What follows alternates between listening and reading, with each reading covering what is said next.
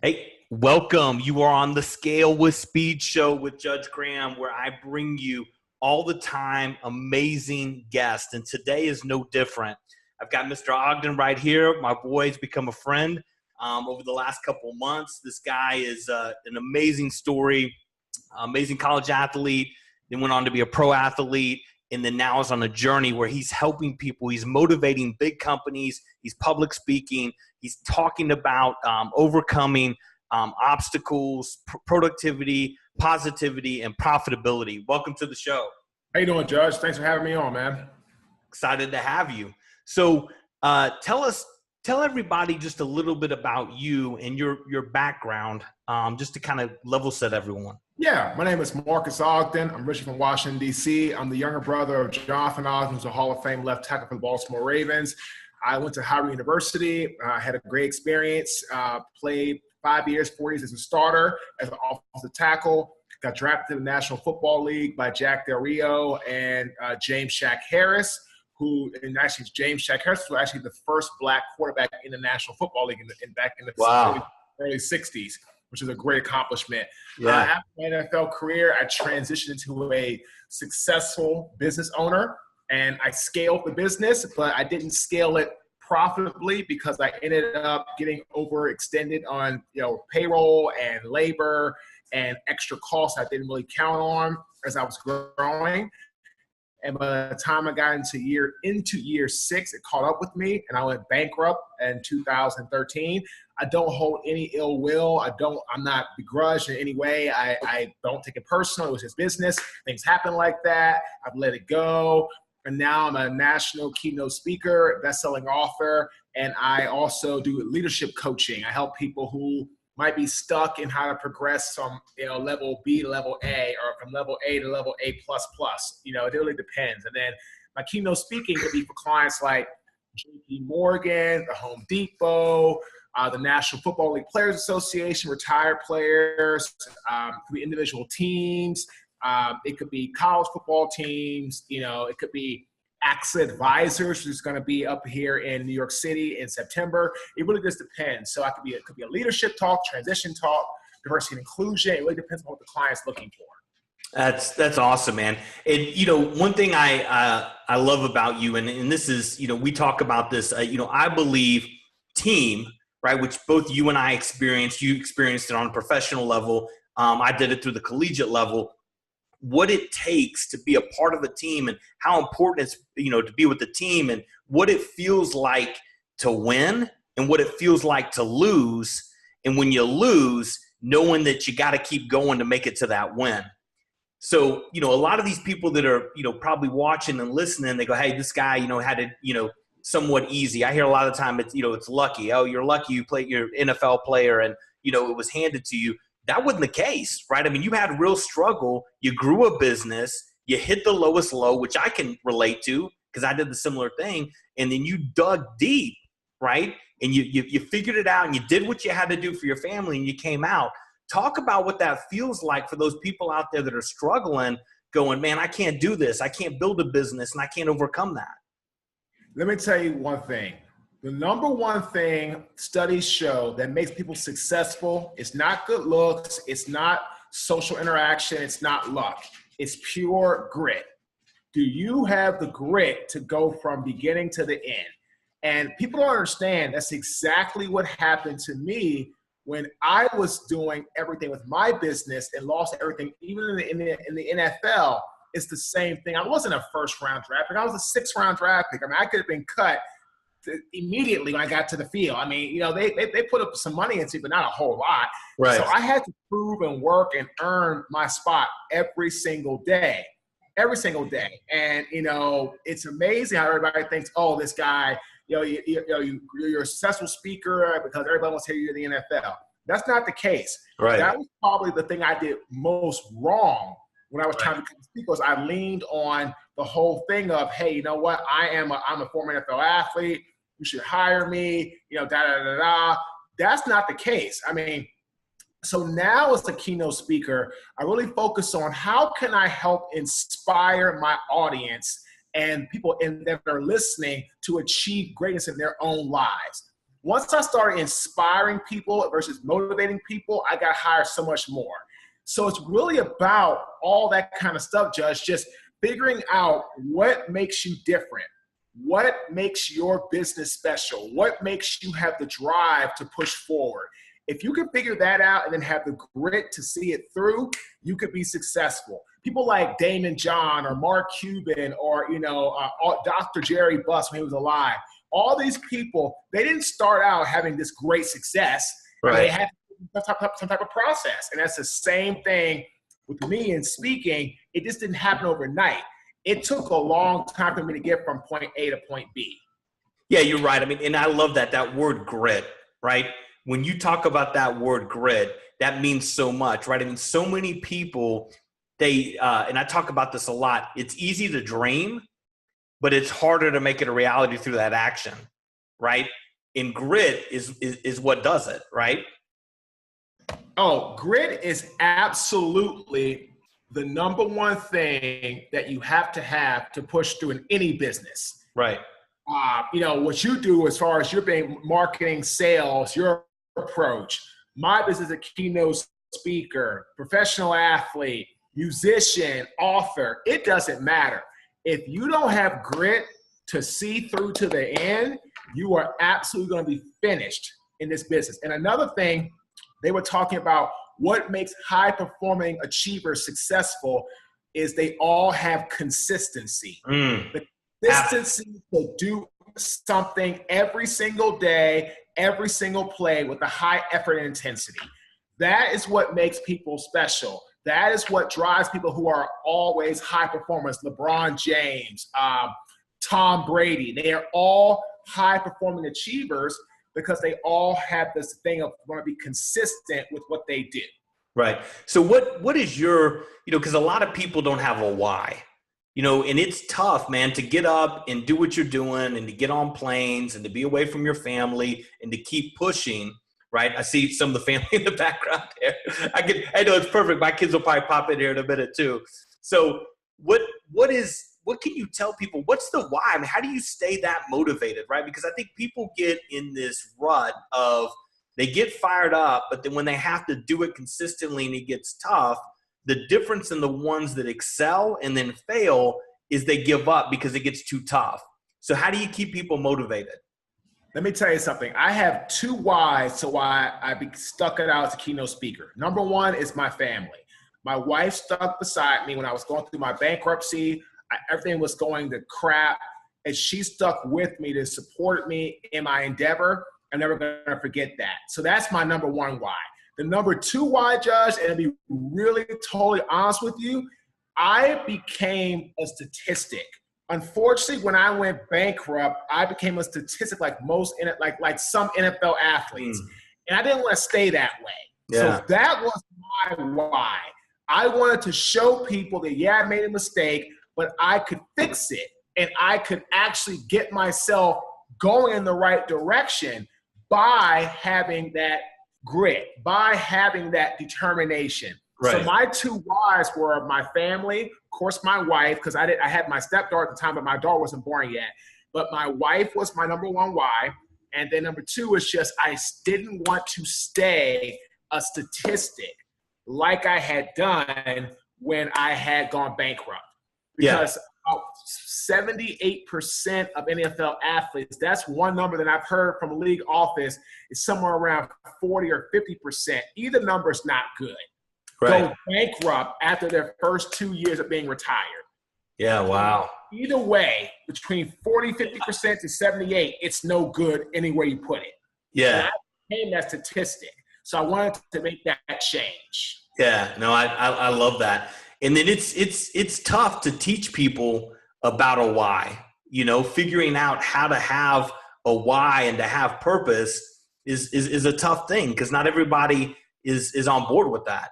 They can't figure out, what is the why and the purpose. So at the end of the day, Judge, if you don't have a why, right? If you don't have a why, then why even bother to even go forward in life? Okay? Yeah, totally. I tell you all the time, when you are transitioning in life, there are three things you need to transition. Number one is you need to identify your inner circle. Number two, you have to set a clear vision of what you're trying to achieve. Number three, take immediate action towards your goal.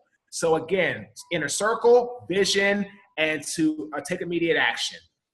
If you don't know what your why is, then you're really just out there. You're just out there with a goal or a dream that's really a wish, because you really have no structure. So if you don't have a family, or you don't have a purpose, or you don't have a real why, then you're, in my opinion, you're never going to succeed truly. I mean, I don't care if your why is your mother and father. Is it going to be your brother and sister? Is it going to be your grandparents? Is it going to be proving others wrong because you want to show them that you can be successful? Whatever the why is, identify it and then move forward.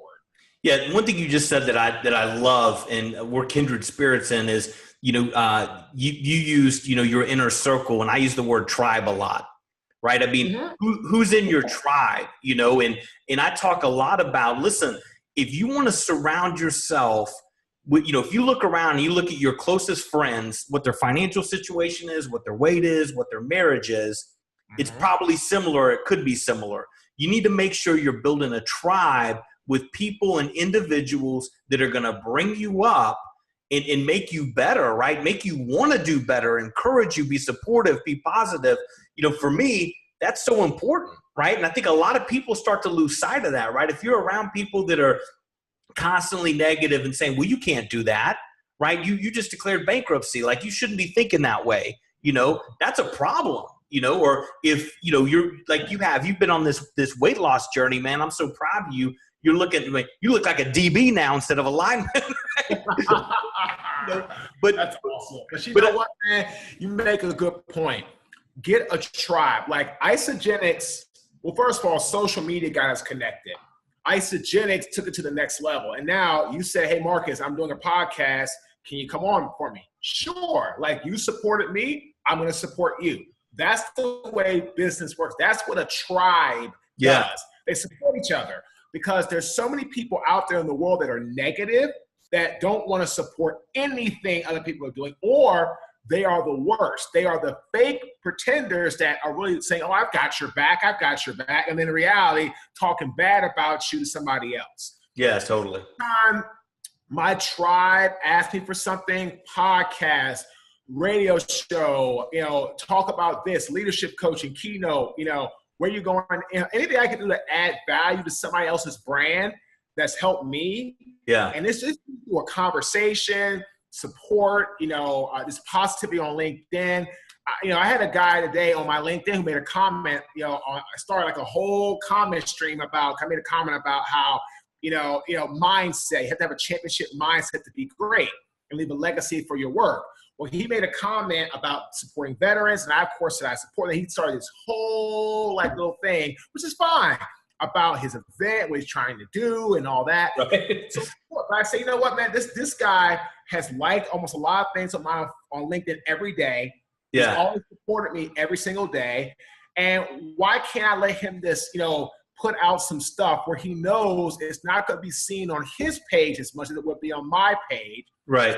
I support him. He's been supporting me and helping me. So, but again, that's what a tribe really does. A tribe really helps people no matter what they have to do or when it has to be done to help them get it done.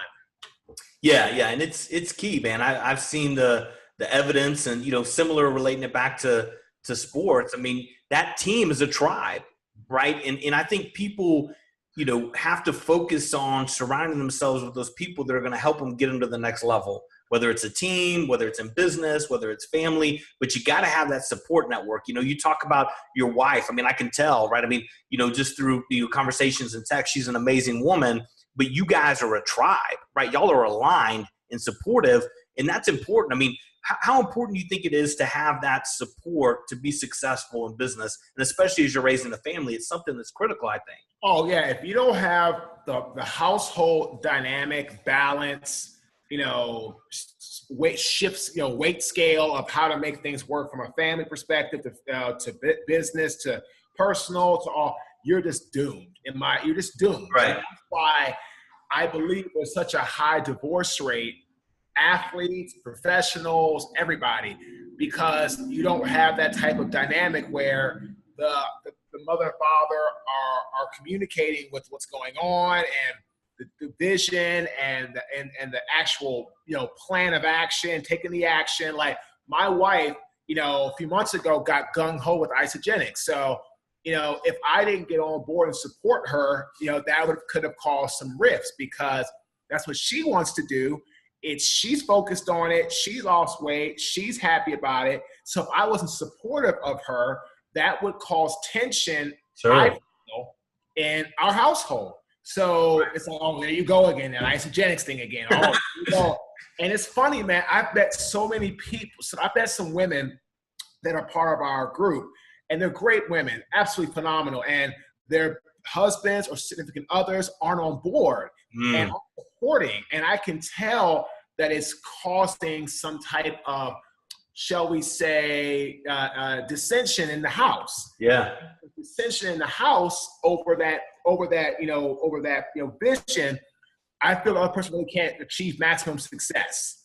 So to me, I have a saying, complacency is a cancer to optimal success. Yeah, I love so that. When people get complacent in how they look, or having in a relationship, or getting to the top of a business, something like that, and they get complacent, that's when everything goes straight downhill.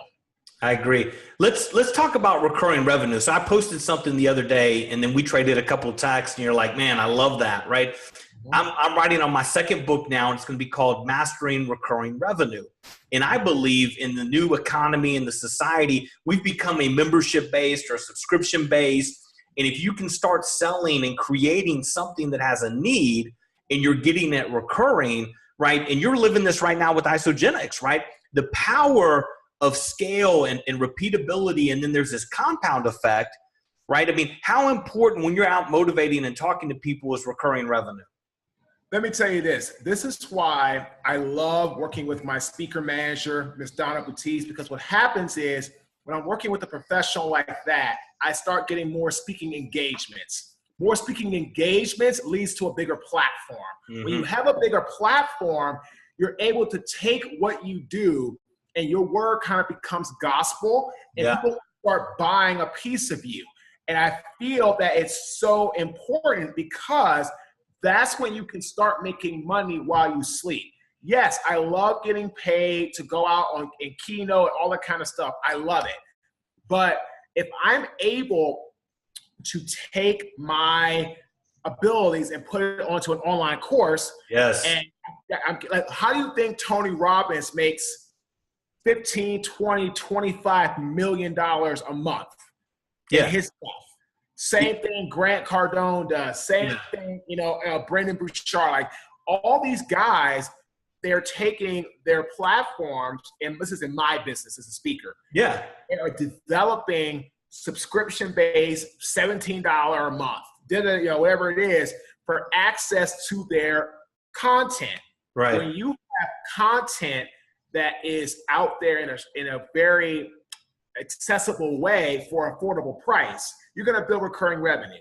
So, that's exactly why I really enjoy working, with my speaker manager and all that. Everybody, we're able to start to build a platform. So between my speaker manager, the marketing team, content creation, PowerPoint creation, getting appearances, doing good work, getting great testimonials, that builds our platform. When you build a platform, you're then able to start doing subscription-based material to bring in revenue. That is the philosophy. Yeah, I use this example a lot. Like, so let's say if you're a hairstylist, right? All you can do is sell so many haircuts in one day. That's it. That business can't scale, right? But if you started doing supplemental things, whether you're selling shampoo or you decide to buy out 6 to 10 chairs and get those all booked and then get repeat recurring revenue customers. So to me, recurring revenue is all about how do you make money while you sleep? More importantly, how do you scale it, right? Mm-hmm. Because as you know, even as a speaker, even if you were booked 7 days a week, every day, 4 hours a day speaking, you're still going to hit A ceiling. A ceiling. Yeah. Right? And recurring revenue breaks that ceiling. There's no ceiling. There's no ceiling. And but here's the thing.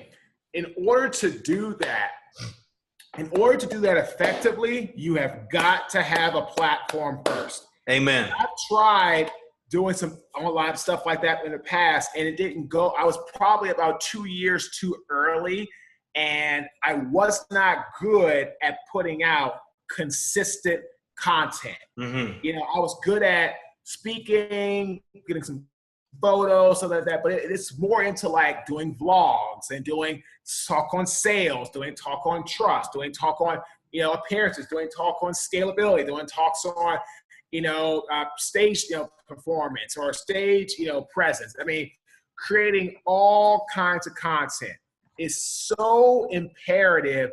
If you want to be good at the base of having online subscriptions, you have got to have content that people want to pay a premium price for, or not even have to be premium, a consistent, affordable price that the masses starts to buy, where you can start making money without even knowing about it. But I call that the Tony Robbins model, where you start off with something, you get really good at it, you master it, and then poof, you start building out from there. Yeah. So talk to a lot of people, because a lot of people out there, and it's scary, right? At first, I mean, getting in front of, even like this, getting in front of the camera and then putting yourself out there, right? I mean, take away public speaking. That's a whole other, scary factor, right? A lot of people would be really nervous to do that. But, you hit on something I think is really important. You got to build a personal brand, right? You got to build a platform. You got to put yourself out there. And, there's so many people out there that are going to listen to this that, they'd be scared to death just to get on this podcast. Right? I mean, what advice would you give people about, listen, it's okay, get on camera. It's okay to fail, but you got to get out there. I mean, do you agree with that? I absolutely agree with that. The only way you can succeed in life, in my opinion, is to face or experience some type of failure. Failure is not the end all when you make a mistake. Quitting is. Amen. So you have to just push through. Another thing that I really live by is that on the other side of fear lies success. Mm-hmm. So many people in our society face, anxiety. They face everybody telling them, getting on them, all kind of stuff. And I'm gonna say this. One of my big mentors, her name is Mel Robbins, and she is phenomenal. Mm-hmm. She calls it the avalanche theory. The avalanche theory is when you're on your way to doing something that you want to do, and everybody tells you you're making a mistake. And I believe that when people get told that, that's when they shut down. That's when they say, I'm going to pack it in. I can't do this anymore. I'm not going to go through this type of experience. I'm just not going to do it. And I really believe that if people would stop worrying about what other people thought about them, there'd be a different world. Don't worry about what people think. Nobody thought I should have been a public keynote speaker. Nobody. But you did. So the fact that, except me and my wife. Yeah. Like, stick to football coaching. Stick to, all this kind of stuff. Stick to this, stick to that. I'm like, no, I'm not going to do that, because I'm just not going to do that. I want to be me. Right. So I really feel, Judge, and, that people who worry about what others think all the time instead of living their life, exactly that's what happens to them. They spend their whole life focusing on other people and don't live their own life. Yeah, one thing I say all the time is embrace the haters, right? I mean, there's billions of people in the world, and you know what? If half of them don't like me, I don't care, right? I mean, you're not trying, getting back to that tribe. You personally don't care if somebody's hating on you, because you're not building it for them. You're wanting to impact the people that care and want the message. And you're building it for yourself. And I call it creating your legacy. What happens is, this is what my father always told me. When you have haters, you are doing something worthwhile. Yeah. That's just how it is. If people really weren't, if you weren't doing something worthwhile, right, who's going to hate on you? Yeah. If I would have, 5 years ago, about 5 years ago, I was 1 week away from being homeless. Wow. If I became homeless, would I have any haters? No. You know why? Because nobody would know I existed. Yeah, great point. I would have the critics saying, oh, you did it wrong. Oh, all this kind of stuff. I would have critics who would be judging what I did wrong. But haters, in my opinion, are people who are jealous of what you are doing because they want to have it. Yeah. So if I was homeless, if I would have got to that point 5 years ago, I wouldn't have one hater in the world. Today, I've broken through a lot of barriers as a keynote speaker, and I've learned to tailor my message and do great podcasts and, take a couple snippets of our talk and video it for my social media to build your awareness, build my awareness. And it's on those key points about leadership or about talking or about developing your tribe.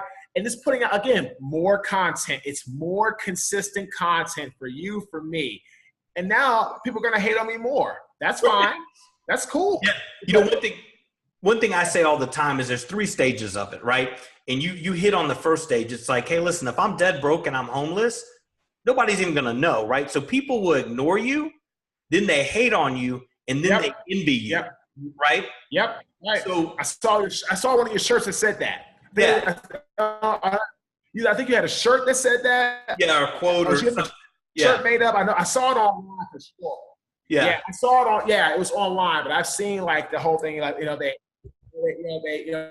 exactly. The same thing. They're critiques, then they're haters, and then they want to be you. Yep, you're right. Yeah. So I can't deal with people who are so negative and they don't even want to try. Yeah. To be positive.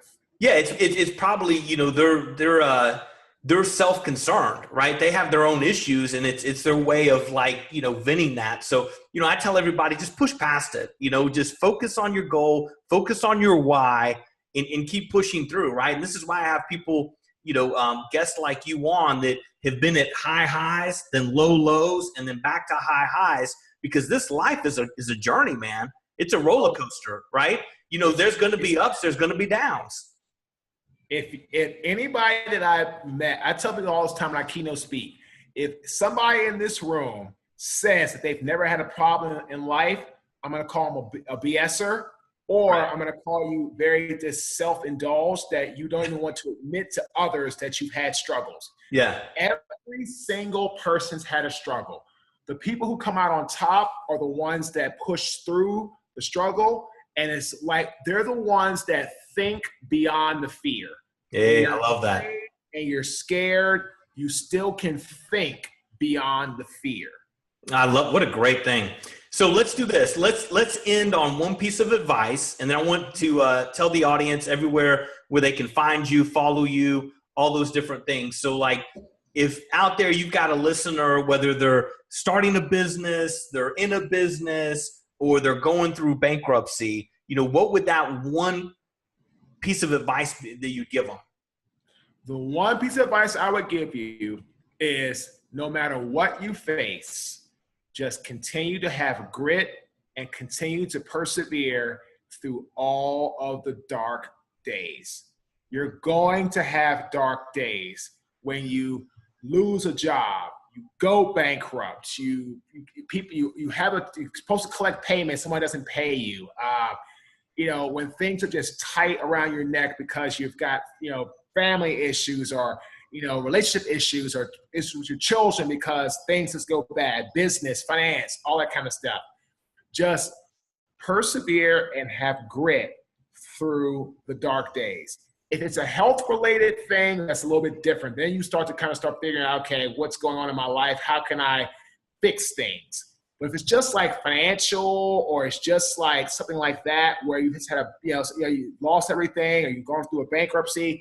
I mean, I don't want to sound cliche, but you can always recover from financial as long as you persevere and have grit behind what you're doing. I love that. I think that's your next book, man. The Power of Grit. That's actually not a bad idea. We're talking about things for my second book right now. It's kind of interesting that you said that. And that is what I had to face. I mean, literally through keynote speaking, 30 months, no job. Leadership coaching, tried it like 2 years ago, not one client, not one. Online programs, I tried that before, and great setup, just didn't work. And, just trying to really push myself through. And I've really had some great people around me, but, it's all about now just pushing through to the next level and trying to develop online courses in the future when the time is right. I don't blame the people I was working with. They're great people. Just I didn't have the platform. You know what I mean? I wasn't ready. Right. Like speaking for 30 straight months, I didn't get anywhere. And that was my fault because the way I was trying to sell myself was wrong. From leadership coaching, to just didn't work out. There's a saying that I have. When it comes to your life, accountability is the number one thing that you must have to be successful. Yeah. Take ownership of your life. And if you make a mistake, own it, fix it, and move on. That's big when it comes to the world of sales, the world of life, and the world of trying to be successful. This is what it's all about. It really is. Yeah, I love it. All right, so if anybody out here wants to book you for a keynote or just follow you, what's the best way for them to get a hold of you? They can go to my website, which is www.marquesogden.com, MarquesOgden. And if you're looking for me for a keynote speaking opportunity, you can email Miss Donna Buttice, which will be Donna, Donna, at platinumspeakersagency.com. And her information is actually at the bottom of my website, which is going to be, again, the www.marquesogden.com. We just actually retweaked our website about a week ago. Cool. It's great. It's got a great picture up top, and actually the picture says accountability is key. I love that, man. Like, my About Us, some great videos, then my client list, and then some testimonials, and I'm a best-selling author. So all that stuff is going to be right there on the website. Of course, you can just contact Donna directly through email if you would like to set up a keynote speaking job. I love it. Well, man, thank you for being on. We'll catch up, offline, and we'll be sure to continue to have more of these. And I appreciate you coming on. Oh, no problem, man. Absolutely. Anytime. All right, brother. I'll talk to you. Thank you. Later, man. No problem, man.